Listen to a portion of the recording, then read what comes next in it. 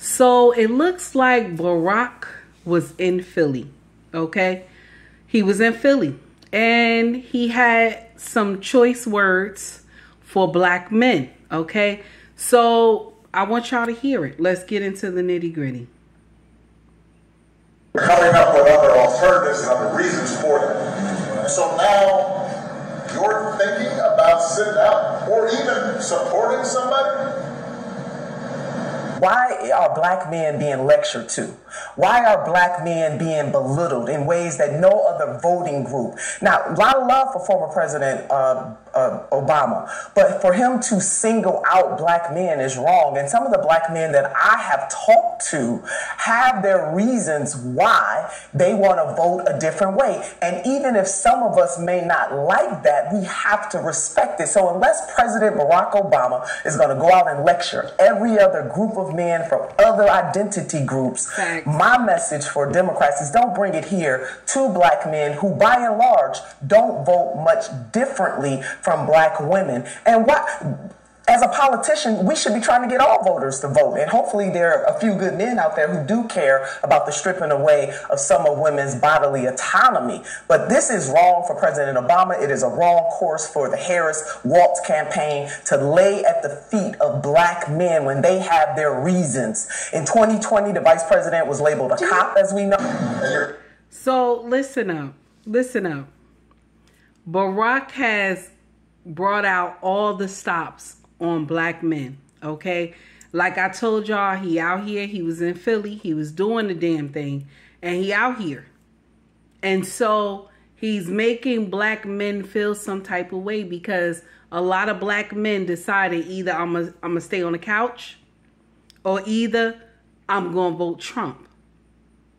Now listen, I'm not here to bash any of my brothers. I'm not here to bash any of my sisters.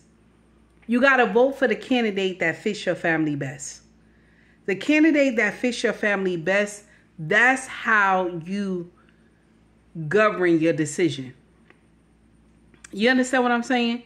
I hope I'm landing well, okay? The thing is that a lot of y'all will sit in here, and I watched a content creator say this to Kamala Harris. I think it was Daddy something. Young lady was talking to Kamala Harris, and she said, what law dictates to a man what happens to his body? And you know what? Kamala should have answered this, but she didn't want to. But it's the draft. The draft tell men what they can do with their bodies. That's the uncomfortable truth that we don't want to hear. That is the uncomfortable truth that we don't want to hear. There's a law that when they draft men, they have to go.